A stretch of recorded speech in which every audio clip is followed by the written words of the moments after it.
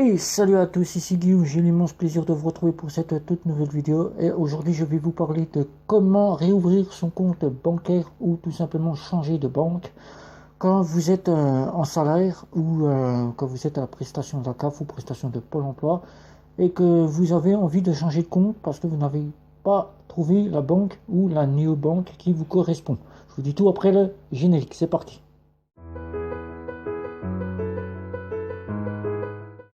Je compare et je synthétise et je teste des cartes bancaires prépayées, des néobanques et des banques en ligne et des banques traditionnelles classiques.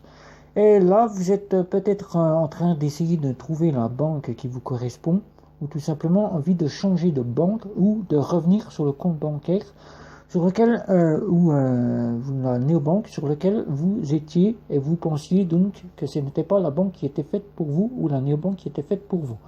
Et là, quand vous êtes à la recherche d'une banque, ou une néobanque, ou une banque en ligne, il faut savoir que quand vous êtes salarié, il n'y a pas de souci pour que vous puissiez changer de banque. Si par exemple, aujourd'hui, vous êtes dans une banque telle que le Crédit Mutuel et que vous souhaitez partir à la Société Générale, il n'y a pas de souci, vous quittez votre banque, vous clôturez votre compte, et vous partez directement à la Société Générale. Vous mettez votre RIB, vous remettez votre RIB à votre créancier normalement, et vous remettez votre RIB à votre employeur qui se prendra en charge et qui vous versera votre salaire dès le mois qui arrivera pour que vous puissiez toucher votre argent. Mais qu'en est-il si vous êtes à la CAF ou au Pôle emploi? Là, c'est très différent puisque là, quand vous êtes en banque traditionnelle classique et en banque en ligne et en néobanque, il y a des respects des lois qui sont là, qu'il faut faire très attention, puisque là, vous allez avoir sur le dos la CAF ou le Pôle emploi qui va pouvoir venir vous faire un petit contrôle. Alors, ce qu'il faut faire quand vous souhaitez quitter votre compte, si par exemple aujourd'hui vous êtes au Crédit Mutuel et que ça fait des années que vous y êtes, il n'y a donc pas de souci. La CAF, le Pôle emploi ne cherchera pas à midi à 15h, comme on dit, voilà, pour savoir si votre compte est récemment ouvert ou pas. Il va simplement prendre en charge que vous avez quitté votre banque, puisque depuis des années, des mois auparavant, il savait que vous étiez par exemple au Crédit Mutuel, et que là vous partez directement à la Société Générale. Mais si aujourd'hui vous êtes au Crédit Mutuel, que ça fait quelques semaines que vous avez ouvert votre compte au Crédit Mutuel, ou bien chez N26, chez Revolut, chez Bank, bien à la Société Générale, que ça fait quelques semaines que vous avez ouvert votre compte, que vous souhaitiez directement changer de banque ou de néobanque parce que celle-ci ne vous convient pas, là, si vous le faites pour le mois suivant, que vous êtes dans les délais CAF et les délais Pôle emploi, ça ne sollicitera pas le regard de Pôle emploi et de la CAF, puisque celle-ci ne regardera pas, elle vous prendra en compte et vous recevrez votre CAF et votre Pôle emploi. Mais si vous le faites et que le mois suivant, vous rechangez directement de compte, parce que le compte, par exemple, vous partez du Crédit Mutuel pour aller à la Société Générale, vous partez de N26 pour aller chez Revolut, et bien là, si vous êtes arrivé ces quelques jours là chez N26, que vous partez chez Revolut, ça ne sollicitera pas aucun souci. Mais si vous, le mois prochain, vous vous dites, tiens, Revolut ne me convient pas, je souhaite partir de Revolut pour aller par exemple chez Bank. Et bien là, sachez que la CAF pourra se solliciter le droit de vous contrôler. De vous contrôler si vous le faites. Et là, se dire pourquoi il fait cela. Il vient tout juste de nous remettre un premier RIB de Revolut. Il a reçu sa CAF. Et là, il rechange de nouveau pour un nouveau compte bancaire. Bien du Crédit Mutuel pour partir à la Société Générale. Ou de la Société Générale pour partir à la Banque Populaire. Là, la CAF se réservera le droit de vous contrôler. Tout ça, pour quelle raison? Vous allez me le dire, pourquoi la CAF va me contrôler? Tout simplement pour éviter la fraude. Éviter la fraude, c'est-à-dire le blanchiment d'argent. Pour éviter d'ouvrir, que la CAF croit que vous versez le RSA que vous touchez sur plusieurs comptes pour frauder. Et là, c'est ce qu'il ne faut pas faire du tout. C'est-à-dire partir au bout de quelques semaines de la CAF alors que vous venez tout simplement d'ouvrir votre compte le jour aujourd'hui, et puis partir d'ici 2 semaines de là pour sur une autre banque. Il ne faut pas le faire. Ça vous évitera de voir la CAF ou le Pôle emploi vous contrôler et vous solliciter en vous demandant pour quelle raison vous avez quitté votre compte bancaire pour ouvrir un nouveau compte. Généralement, si vous respectez bien les règles que je vais vous citer, vous ouvrez votre compte, par exemple un crédit mutuel pour partir à la Société Générale, vous donnez votre RIB à votre créancier, il n'y a pas de souci, votre créancier prendra en charge votre nouveau RIB. Vous remettez votre RIB à votre employeur prendra en charge que vous changez de banque, il n'y a pas de souci, vous pouvez le faire autant de fois que vous le souhaitez, il n'y aura donc pas de souci.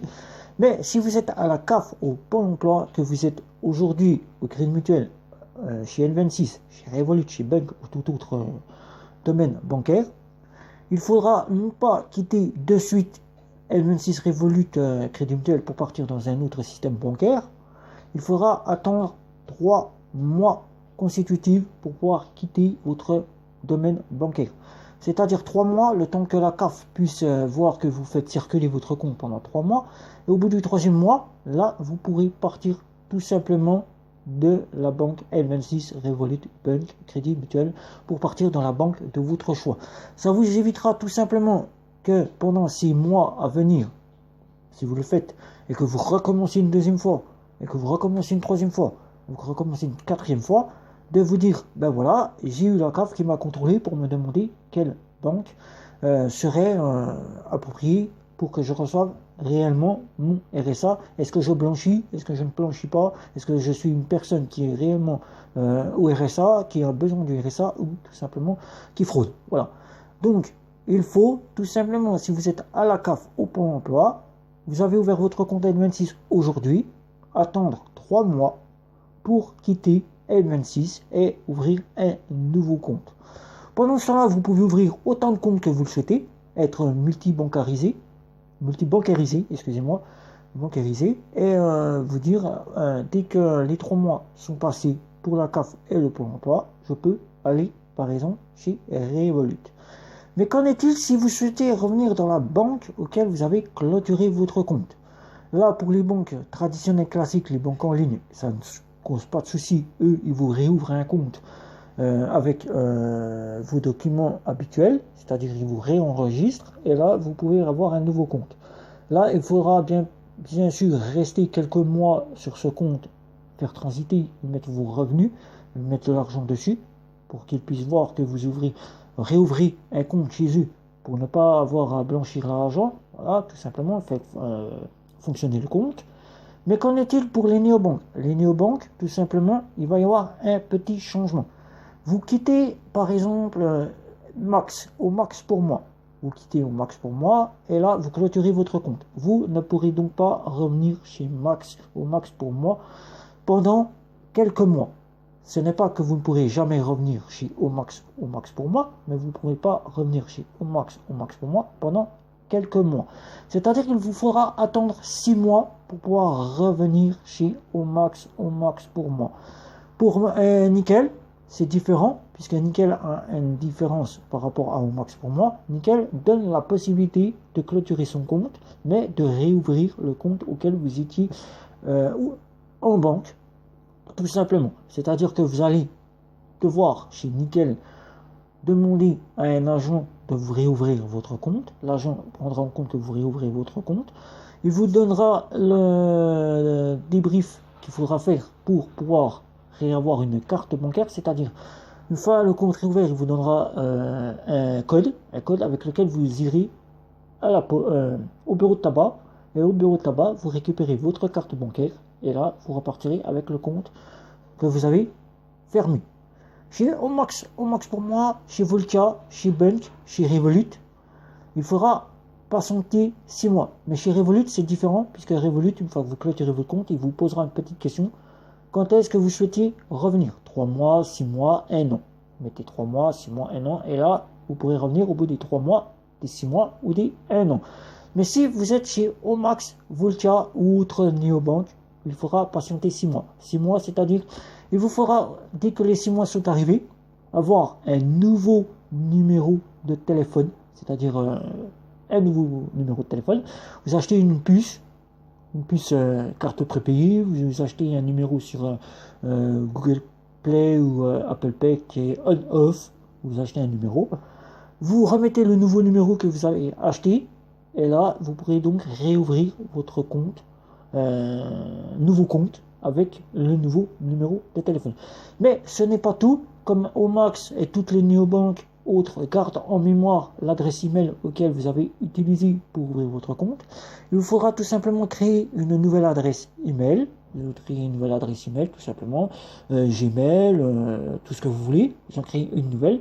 Cette nouvelle, vous la remettez en même temps que l'ouverture du nouveau compte, et là, Omax pour moi, ou tout autre néobanque prendront en compte que vous ouvrez un compte, comme si vous étiez premier client, vous ouvrez votre compte. Une fois que cela est fait, vous remettez vos documents, comme pour la première fois que vous avez ouvert votre compte, et là, vous avez votre compte qui est ouvert. Vous êtes à nouveau client de la banque que vous avez clôturé le compte. Il n'y a pas de fermeture de compte et je ne reviens jamais à la banque parce que la néobanque me refuse. Non, vous pouvez toujours revenir à la néobanque auquel vous avez fermé votre compte.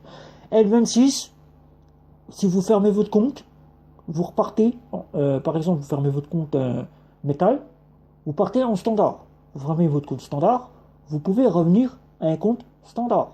C'est-à-dire qu'il faudra attendre 6 mois pour revenir en compte standard.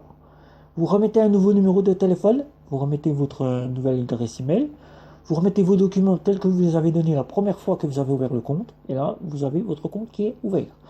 Donc voilà, vous savez tout à peu près pour l'ouverture d'un compte, combien de temps il faut attendre pour pouvoir ouvrir un nouveau compte, comment il faut revenir pour rouvrir le compte auquel vous étiez déjà client. Et donc, si vous avez des commentaires à ce sujet-là, mettez-les moi sur cette vidéo. N'hésitez pas à vous abonner à ma chaîne si ce n'est pas encore fait. N'hésitez pas à cliquer sur la petite cloche pour être averti des prochaines vidéos. N'hésitez pas non plus à mettre des pouces. N'hésitez pas non plus à me retrouver sur les réseaux sociaux. N'hésitez pas non plus à me retrouver sur Instagram. Et sur ce, je vais vous dire portez-vous bien et ciao ciao.